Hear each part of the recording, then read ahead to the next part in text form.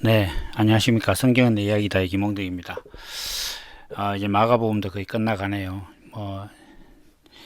녹음을 하면서 뭐라 그럴까, 좀 뭐 좋은 음질 같은 걸로 이렇게 하려고 노력을 하는데, 사실 뭐 거기에 신경 쓰다 보니까 좀 뭐 다른 것들에 대해서 좀 너무 조심하는 것 같아서, 이제 와서 좀 편하게, 오늘 또 함께 말씀을 나누도록 하겠습니다. 먼저 이제 그 블로그에서 그 글을 쓰는 성경책 한 권씩 이렇게 그 해설해 나가는 것은 좀 당분간 한번 좀 쉬게 될 것 같습니다. 그래서 그 사이에 이제 이 마가복음이랑 또 지난번 동영상들 보면 뭐 십계명이랑 이런 거 몇 가지 좀 덜 된 거 있는데 그쪽에 좀 치중하겠습니다. 그러면 오늘은 이제 마가복음 14장 27절에서부터 31절까지 말씀을 보도록 하겠습니다. 예수께서 제자들에게 이르시되 너희가 다 나를 버리리라.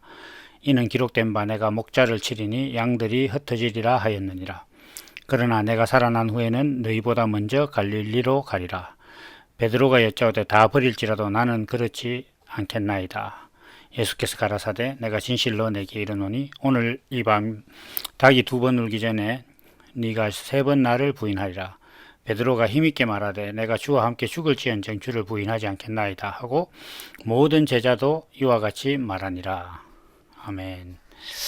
이렇게 되어 있습니다. 27절부터 31절까지 말씀입니다. 우리는 뭐 이렇게 교회 다니는 사람들은 이 베드로가 예수님을 부인한 사건은 이제 너무나 다 잘 알고 있습니다. 그런데 이 말씀이 이제 최후의 만찬 다음에 있다는 것도 뭐 어지간한 사람들은 다 아는데, 최후의 만찬에 나오는 어떤 그 대화와 이 상황은 상당한 충돌이 있습니다. 이제 어떤 측면에서 보면, 뭐 말씀드리느냐 하면, 예수님께서 이제 제자들이 나를 버릴 것이다. 이렇게 말씀을 하시고 계시지 않습니까? 근데 이제 곧 예수님께서는 제자들이 나를 배신할 거라는 걸 알고 있었다는 거죠. 그런데 곧 배신할 사람들에게 그 자신의 살과 피를 상징하는 어떤 떡과 포도주를 나눠줬다는 거예요. 다시 이야기해서 뭐 의미적이긴 하지만 그 자신의 살과 피를 나눠주었다는 겁니다. 그 뭐 이제 사람이 적어도 어 내가 이제 뭐 그런 일을 하는 사람들은 뭐 흔치는 않습니다만은 내가 어떤 일을 위해서 이제 죽으러 가면서 마지막에 내가 가진 것들을 이렇게 나누어 주는 사람이 나를 배신할 거라는 것을 알고 있는 사람한테 내가 가지고 있는, 내가 이제 곧 죽으러 가는데 죽으러 가면서 내 어떤 그 유지를 이야기하는데 그걸 나를 배신할 사람들한테 하는 사람이 있을까요? 그런 측면에서 보면 이게 상당한 충돌이 있는 겁니다. 예수님께서는 방금 살과 피를 나누어 준 제자들인데 그들이 나를 버릴 거라고 말씀을 하고 있는 거거든요. 이거는 좀 이렇게 우리가 성경을 유심히 정말 내가 이 성경을 읽고서 이게 나에게 의미 있는 말씀은 무엇인가라고 이렇게 묵상하고 고민하는 측면에서 보면 상당히 좀 의문스러운 겁니다. 그 살과 피를 주었는데 나를 배신한다. 그럼 어떻게 되는 거냐? 자신을 버릴 이들에게 살과 피를 주고 또 나중에 내가 다시 새 포도주를 너희들과 같이 먹겠다. 그렇게 이제 말씀을 이제 하고 계시는 거죠. 그런데 이제 여기에서 좀 마지막에 예수님 말씀에 어떤 예수님 말씀 말미에 살아나면 먼저 갈릴리로 가겠다 이렇게 이제 말씀하시는데 이 부분이 어떻게 보면 곧 나를 배신할 사람들에게 살과 피를 나누어 주신 이유라고도 할 수 있겠습니다. 이제 이제 천천히 살펴보도록 하고 이제 베드로의 장담이 나옵니다. 우리가 유명해서 잘 알고 있습니다. 모두가 버릴지라도 나는 예수님을 버리지 않을 것입니다. 이렇게 말했습니다. 그런데 어떻게 됐습니까? 예수님께서 말씀하신 대로 그날 밤 닭 울기 전에 나를 부인할 것이다. 이렇게 말씀하셨죠. 그리고 실제로 베드로는 그렇게 했습니다. 그러니까 이제 뭐 예수님께서 베드로에게 네가 나를 오늘 3번 부인할 것이다 얘기하니까 제자들과 함께 베드로는 호기 좋게 죽을지언정 주를 버리지 않겠습니다. 이렇게 이제 말을 합니다. 그런데 이 뭐라 그럴까요? 이 제자들이나 베드로가 제가 이제 뭐 자주 말씀드렸다시피 이 사람들이 비겁한 사람들이 아닙니다.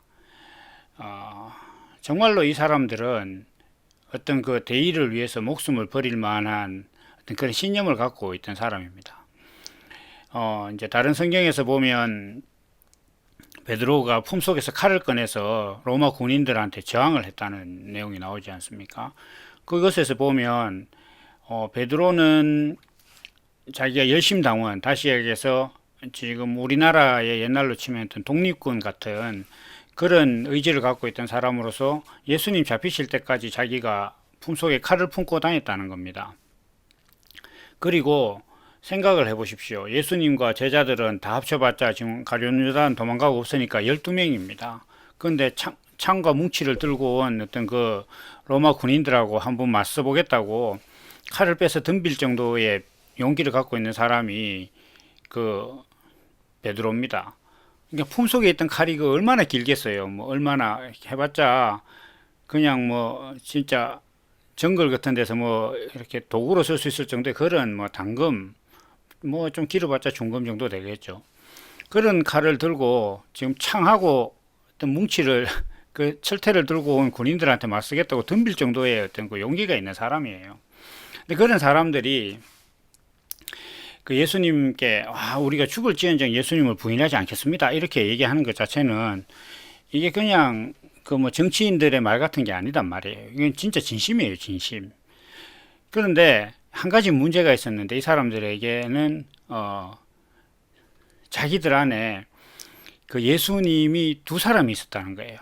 하나는 예수님께서 말씀하시는 예수 그리스도가 있고, 또 하나는 이제 자기들이 믿고 싶은 그리스도가 있었어요. 그래서 자기들이 믿고 싶은 그리스도는 뭐였냐 하면 뭐 계속 이제 반복되는 얘기지만 어떤 이때까지 보여주신 하나님 아들로서의 능력을 가지고 세상의 문제를 해결하는 그 예수를 자기들은 믿고 싶었던 거예요. 그런데 계속 예수님은 지금 그런 그리스도의 모습을 이야기하시는 게 아니라 내가 이제 곧 죽을 거다 십자가를 지고 이 말씀을 하시는 거예요. 지금 이 갈등이 우리가 지금 뭐 변화산 사건 이후에 제자들의 어떤 그 말 속에서 보면 이 사람들은 지금 거의 미칠 지경이에요. 그 어떤 그들의 간간히 나오는 그들의 어떤 그 고백이나 말 속에 있는 그 갈등을 우리가 이렇게 조금이라도 엿보면 정말 이 사람들은 지금 뭐 미칠 지경인 거예요. 뭐 여기서 잠깐 우리가 한번 생각을 해보면 저희 좀 감히 말씀을 드린다면 예수를 믿는데 지금 이 제자들의 갈등 같은 정말 미칠 것 같은 이 갈등에 시간이 없었다. 그럼 제가 볼 땐 예수를 잘 믿는 거 아닐 거예요. 아마. 뭐 때문에 갈등하느냐? 뭐 내가 지금 사업을 하는데 예수님께 기도를 해서 이게 잘 되게 달라고 해야 된다. 뭐 아니면 자기 몸이나 어떤 가족들이 아픈데 어떤 그런 시험을 겪으면서 신앙으로 이겨내려고 하는 어떤 그런 거 아닙니다.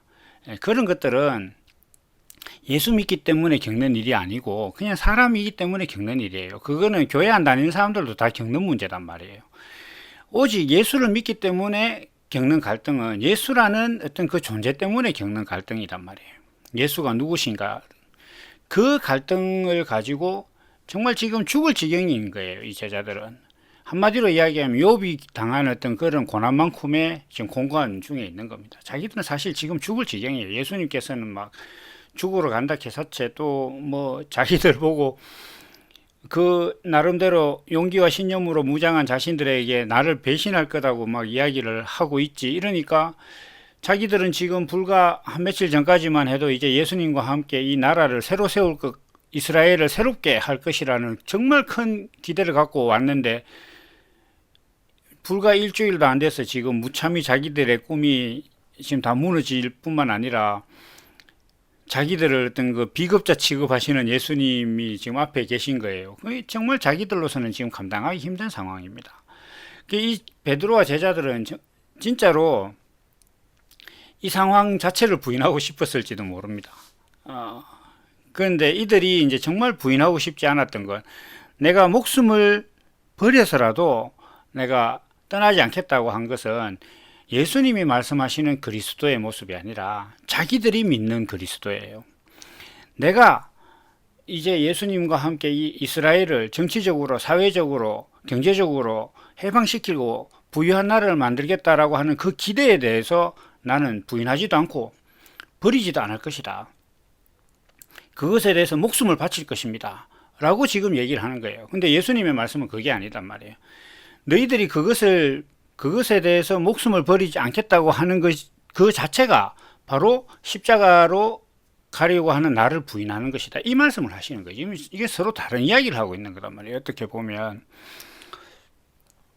그래서 이 베드로와 제자들이 부인하고 싶지 않은 것, 믿고 싶고 자기들이 지키고 싶고 목숨을 바쳐서 따르고자 하는 것은 자기들이 생각하고 있는 그리스도예요. 그 그리스도를 자기들은 정말 부인하고 싶지 않은 겁니다. 그러나 예수님께서는 십자가를 지러 가시기 때문에 제자들이 그러한 것에 목숨을 걸면 걸수록 예수님을 부인하는 것이 되는 거란 말이에요. 이러한 것들을 다 이해할 수 있는 것이 뭐냐 하면 나중에 이제 실제로 그 갈릴리 바닷가에서 베드로와 예수님과의 어떤 그 대화 속에도 있고, 그 앞서서는 그 베드로가 그날 밤에 예수님께서 막 채찍질 당하는 걸 보면서 이 베드로가 계집종이 너도 저와 한패가 아니냐 이렇게 했을 때 아니다 이렇게 얘기를 한 거죠. 그러니까 맞다 그러니까 아니다 결국 3번 부인한 겁니다. 그런데 베드로는 제가 앞서 말씀드린 것처럼 그 당금 한 자루를 가지고 로마 군인들한테 덤빌 정도로 용감한 사람이에요. 그런데 그 베드로가 그 군중들 사이에서 지금 잡혀서 죽는 것이 두려운 사람이 아닙니다. 이제 여종은 채찍질 당하는 예수를 보면서 너도 저와 한편이다 이렇게 했을 때 베드로가 아니다 이렇게 얘기한 것은 자기는 매맞는 그리스도를 믿는 사람이 아니다 이런 뜻이에요. 그게 지금 인간 예수 그리스도와 함께 다니던 어떤 그 육신적인 관계를 부인하는 게 아니에요. 이게 그렇게 비겁한 사람이 아니라니까요. 베드로가 뭐 제가 베드로를 만난 적도 없고 뭐 그 한 건 아니지만 이 상황 자체가 그런 겁니다. 그 베드로가 부인하는 것은 자기가 알고 있는 메시아는 저렇게 사람들한테 붙잡혀서 채찍질 당하고 십자가로 끌려가는 그런 예수가 아니다. 그런 그리스도가 아니다. 그런 그리스도와 나는 한패가 아니라는 거예요. 그런 그리스도는 나를 모른다는 거예요. 그런 그리스도와 나는 한 짝이 아니다. 그를 따라다닌 사람이 아니다. 이걸 지금 고백하고 있는 겁니다. 이 베드로의 고백이 이게 변하지 않았어요. 그래서 그 마지막에 이제 요한복음 마지막 장에 나오는 갈릴리 바닷가에서 예수님과의 대화 속에서도 예수님께서 네가 나를 아가페 하나님의 사랑으로 나를 사랑했느냐 그렇게 얘기했을 때 아닙니다. 나는 필로에 인간적인 사랑으로 당신을 사랑했다는 것을 당신이 아십니다. 이게 무슨 말입니까? 내가 아가페적인 사랑을 안 했습니다 라고 고백하는 거예요. 우리말로 번역을 해놓으니까 네가 나를 사랑하느냐 이렇게 하니까 내가 주를 사랑하는 줄 주께서 아시나이다 이렇게 된 거지. 그 원어로 보면 이거 완전히 다른 개념이거든요. 이게 저희가 성경을 이렇게 번역해 놓으신 분들의 어떤 공적을 어떤 뭐라 그럴까 폄하하는 게 아니라 이게 우리 언어적인 한계예요. 그래서 정말 이런 부분들은 이제 그 성경이 기록될 때의 어떤 그 의도대로 우리가 한번 잘 볼 필요가 있고, 저가 아니더라도 이 부분은 이제 많은 설교자들이 이미 이제 다 잘 알려진 그런 부분이기도 합니다. 그러니까 이 베드로가 부인한 것은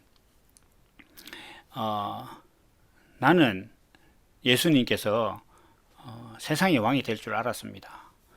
그랬다는 것을 주님께서 아시지 않습니까? 그러니까 예수님께서는 네가 나를 하나님의 아들로서 하나님 천지를 지으신 여호와 하나님 존재의 신이신 하나님께서 의미를 부여한 사랑한 어떤 그런 그 의미로서 나를 사랑했느냐 이렇게 물었을 때 아니라는 거예요. 베드로는 자기가 아니라는 거죠. 그럼 이 베드로라는 사람이 어떤 사람입니까? 비겁한 사람 아니에요. 이 베드로는 정말로 신실했던 거예요. 자기 자신한테 솔직했고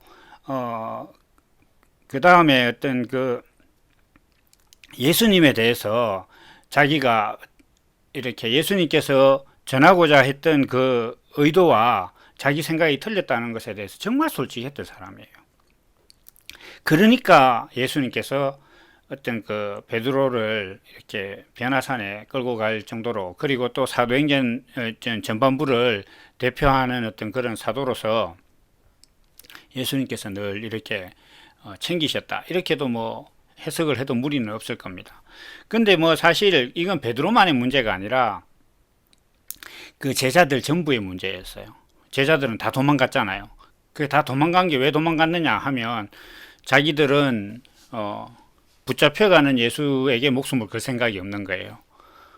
자기들은 이스라엘이란 나라의 정치, 사회, 경제적으로 왕이 되는 그 예수를 위해서는 목숨을 버릴 수 있었는데 현재까지, 그런데 십자가에 끌려가는 예수를 위해서 내가 목숨을 버리려고 하는 것은 아니라는 거죠. 그걸 자기들이 고백을 하는 겁니다. 근데 이게 참 뭐 제자들이 참 정의롭고 뭐 좀 남자답다 이렇게 쉽지 않습니까? 그러면 오늘 우리 신앙은 어떻습니까?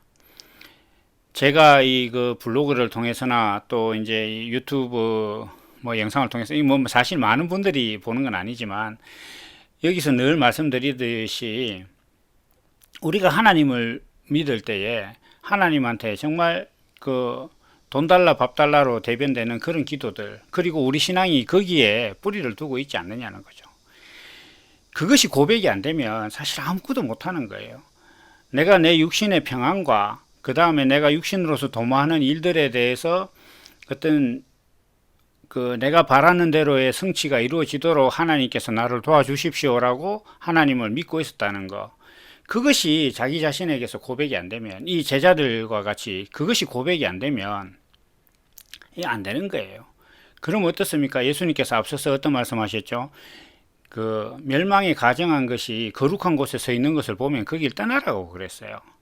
그러니까 하나님의 이름으로 사람들이 교회에서 모여가지고 맨날 돈 달라 밥 달라 그리고 뭐 교회를 크게 지으면 하나님께서 영광을 받으실 것이다. 그리고 뭐 교인들 중에 누가 뭐 판검사라도 되거나 뭐 이렇게 되면은 그 하나님께서 영광 받으실 것이다. 그러면서 광고해놓고 모든 교인들이 세상에서 성공하는 것이 하나님께 영광이 되는 것이다라고 막 설교하고 그것을 추구하는 어떤 그 자리가 멸망에 가정한 것이에요. 그것이 거룩한 곳, 하나님의 이름을 빙자해서 지금 모여 있단 말이에요. 그럼 거기에서 그것이 인식이 되면 그게 떠나야 되는 거예요. 그리고 특히 자기 자신이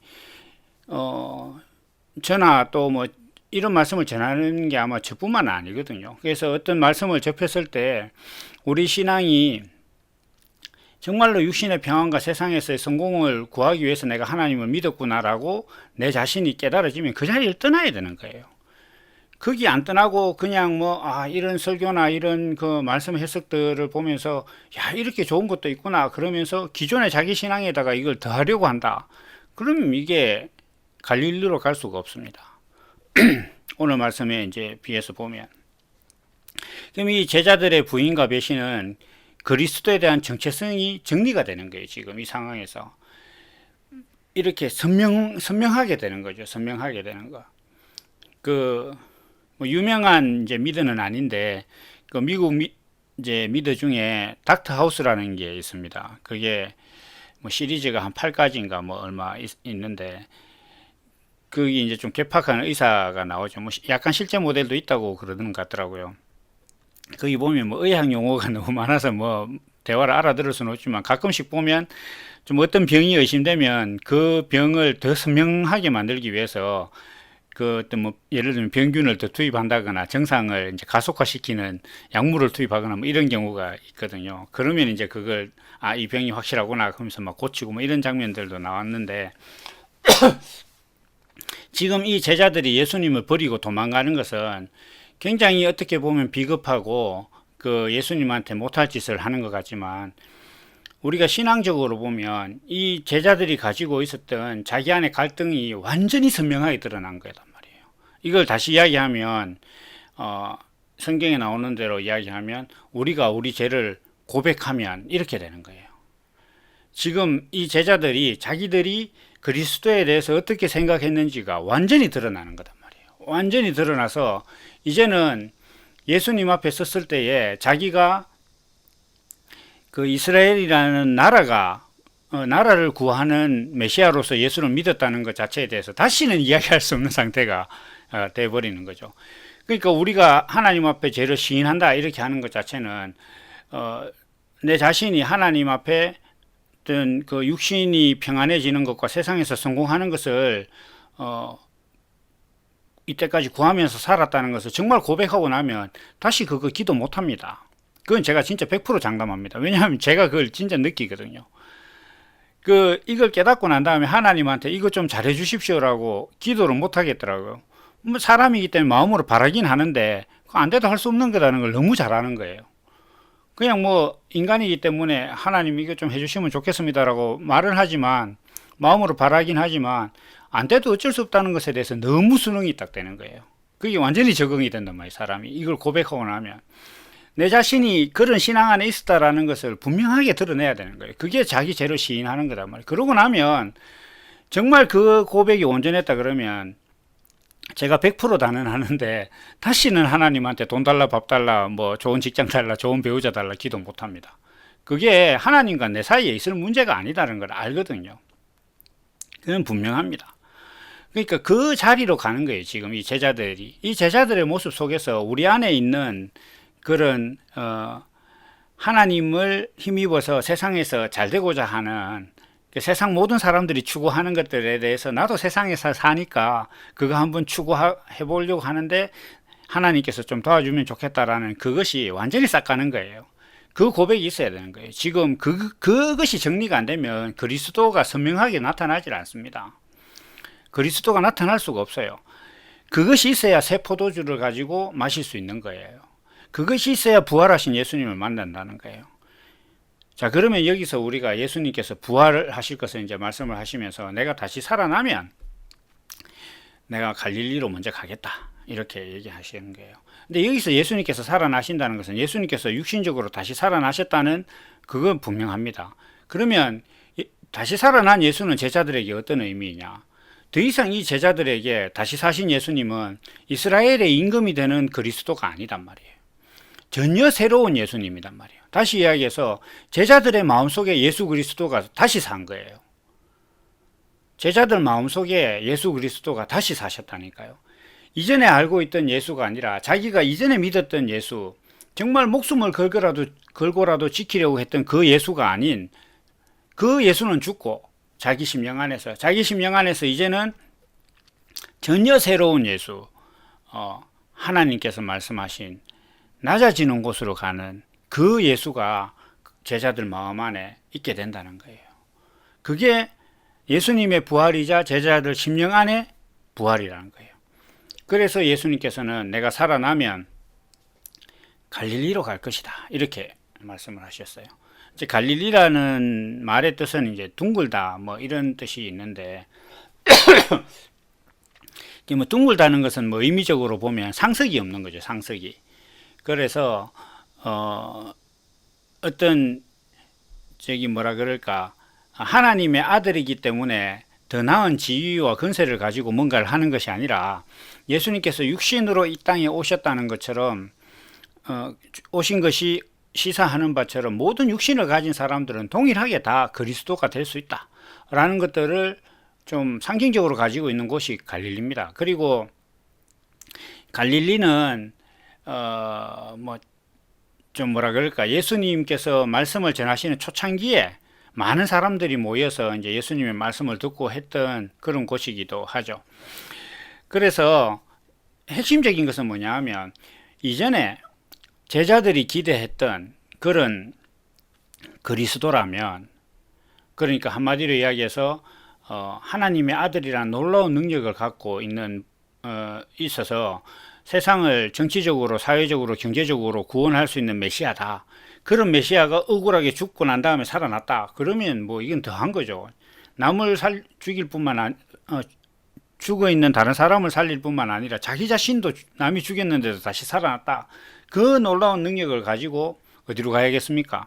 이전에 제자들이 목숨을 걸고 자기들이 믿었던 그 예수고 메시아라면, 부활하신 예수님은 성전이나 왕궁으로 가야 되는 거예요.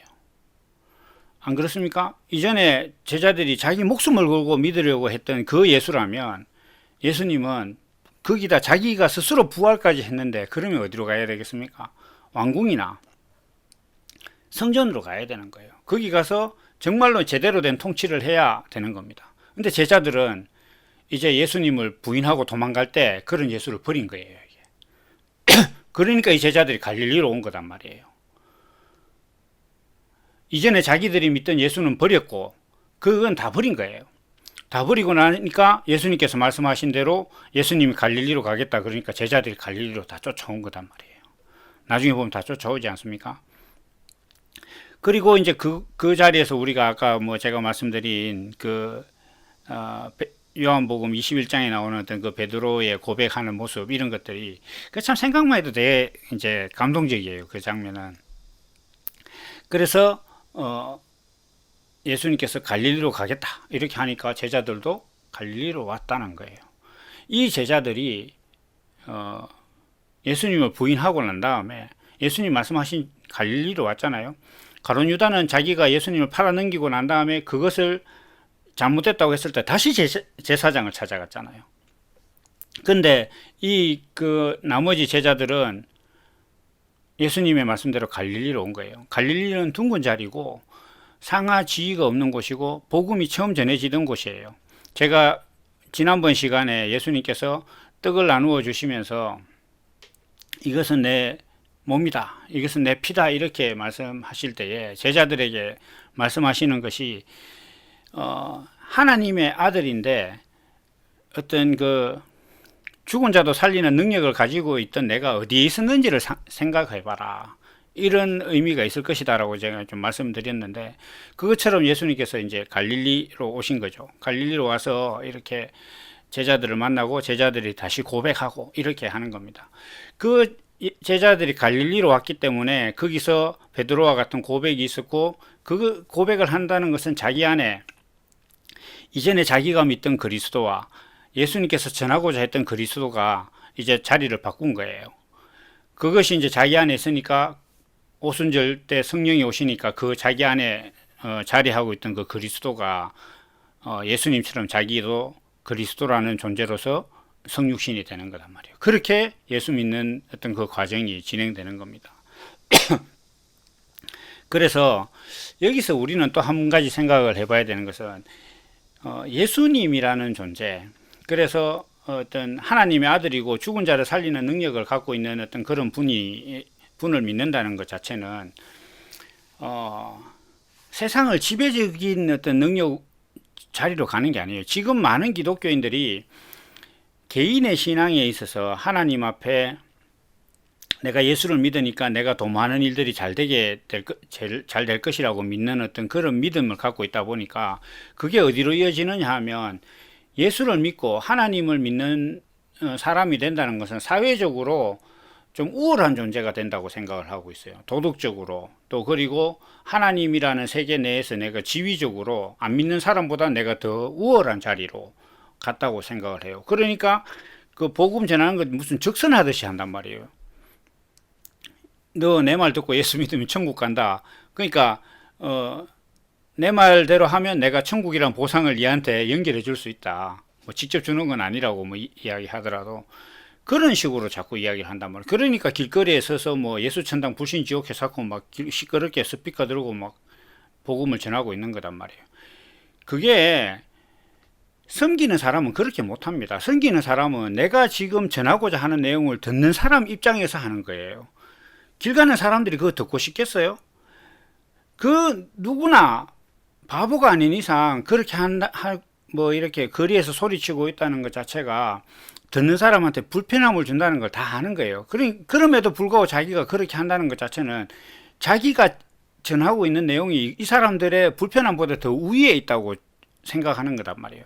그 생각이 뭐냐 하면 제자들이 목숨을 걸고 지키려고 했던 그리스도의 모습인 거예요. 사회 문제를 해결할 것이다라고 하는 그런 것들. 이것이 지금 그 기독교인들이 크게 착각하는 부분이다. 예수를 믿기 때문에 자기가 사회에 대해서 더 우월한 존재고 더 도덕적인 존재고 하나님이라는 어떤 그 천지를 창조하신 창조주의 그 가치 세계 안에서 내가 너희들보다 더 나은 존재다. 이렇게 생각하는, 그래서 자꾸 세상과 격리되려고 하고 막 이렇게 한단 말이에요. 분리하고 뭐 안 믿는 사람과 멍해를 같이 하면 안 된다 이렇게 하면서 심지어는 가족을 등지고 뭐 산속에다가 교회 같은 걸 세우고 막 들어간다거나 또 뭐 집안에 어떤 중요한 일이 있는데도 불구하고 나 교회 가야 된다 그러면서 가고 뭐 이렇게 하는 것 자체가 일반적인 사회의 사람들이 가지고 있는 가치관보다 내가 가지고 있는 신앙이 더 우월하다고 생각하기 때문에 그런 거예요. 안 그러면 어떻게 그 집안에서 가족들이 뭔가를 바라고 있는데 그걸 팽개치고 교회 간다고 나설 수가 있겠습니까? 자기가 교회 가는 게 더 중요하다고 생각하니까, 이게 더 높은 지위에 있는 것이라고 생각하니까 그거 가는 거단 말이에요. 그러니까 남아있는 사람들은 그 사람을 보면서 예수를 믿을 것이냐? 안 믿는 거예요. 그 사람 보고. 그 사람을 보고는 그렇게 지금 집안일보다 교회 일을 더 중요하게 생각하면서 교회로 가고 있는 그 뒷모습을 보고 아, 저것이 하나님의 아들이라고 고백 안 한단 말이에요. 그건 바보단 말이에요. 그런 사람 없습니다. 그런데도 지금 기독교인들은 그렇게 하고 있다는 거예요. 다시 이야기해서 그 사람들은 부활하신 예수님이 없는 거예요. 부활하신 예수님은 갈릴리로 갔거든요. 사람들이 복음을 들으려고 하고 그 사람들에게 전하는 자리로, 섬기는 자리로 간 거예요. 낮은 자리로 갔단 말이에요. 그런데 이 사람, 지금 우리가 알고 있는 대부분의 기독교인들은 그게 아니단 말이에요. 왜 그러냐? 제자들이 목숨을 걸고 지키려고 했던 그 자기들의 그리스도, 그걸 믿기 때문에 그렇단 말이에요. 그 사람들이 그걸 믿는 거 어떻게 하느냐? 맨날 기도할 때 돈 달라, 밥 달라, 뭐 나라 걱정하고 이렇게 하죠. 나라는 하나님께서 하시는 거예요. 이 세상 하나님께서, 전지전능하신 하나님께서 실수도 없이 다스리는 세계 속에서 무슨 문제가 있을 거예요? 문제는 그들 자신밖에 없는 거예요. 그걸 안 믿으니까 하나님한테 자꾸 기도하는 거지. 그게 진짜 문제의 유일한 문제단 말이에요. 그래서 우리는 이제 오늘 그 베드로를 비롯한 제자들의 어떤 그 제자들이 예수님을 부인하는 것을 이제 오늘 함께 나누어 봤는데, 제가 말씀드리지만 제자들은 비겁한 사람이 아닙니다. 이들이 예수님을 부인한 것은 자기들이 믿고자 했던 예수를 부인한 거예요. 자기들이 믿고자 했던 그리스도, 자기에게 유익한 그리스도, 육신의 정욕과 세상에서의 어떤 그런 가치를 추구하는 그 예수를 지키려고 했는데 그것을 부인한 거단 말이에요. 그게 백일하에 드러났단 말이에요. 예수님, 십자가를 지러 끌려가는 예수님을 버리고 갔다는 것 자체는 그것이 드러난 거단 말이에요. 그러니까 이 사람들은 자기 죄를 고백한 거단 말이에요. 그러니까 갈릴리로 갈 수 있었던 거예요. 그 어떻게 보면 우리는 오늘날 어떤 예수를 부인해야 됩니다. 내가 육신의 평안을 추구하고 세상에서 성공하는 것을 위해서 예수를 믿고 하나님의 힘을 빌리려고 했던 그것을 부인하지 않으면 갈릴리로 갈 수 없습니다. 자기 안에 부활하신 예수님 만날 수 없습니다. 그건 자기 자신도 부활의 신앙이 없는 것이 됩니다. 그래서 이 예수님 앞에 제자들이 부인하는 것은 그 단순한 문제가 아니라 정말 엄청난 신앙 고백이고, 물론 그 제자들은 너무 괴로워요. 이 과정을 한번 겪어보신 분들은 뭐 아시겠지만, 제가 욥기를 기술하면서 어떤 그 욥의 마음을 이제 많이 이야기를 했었는데, 그거 정말 한번 당해보면 그 잠 못 잡니다. 하여튼 그런 과정들을 거치고 있었고, 제자들은 오늘 우리도 그 여정을 거쳐야 됩니다. 그래야 부활하신 예수님을 갈릴리에서 만날 수 있어요. 그것이 이 배신이 없다면, 이거 배신을 뭐 의무적으로 해야 되는 거 아니에요. 자기 마음이 어쩔 수 없이 하는 거예요. 그래서 그러한 것을 말씀하시는 것이 지금 베드로와 제자들의 배신에 대한 말씀이다 라는 것을 우리가 한번 잘 생각을 해보고, 오늘 우리 안에 나의 예수에 대한 부인함이 있는가, 이런 것들을 한번 생각해 볼 수 있는 시간이 되었으면 좋겠습니다. 오늘은 여기까지 하고 또 다음 시간에 뵙도록 하겠습니다. 감사합니다.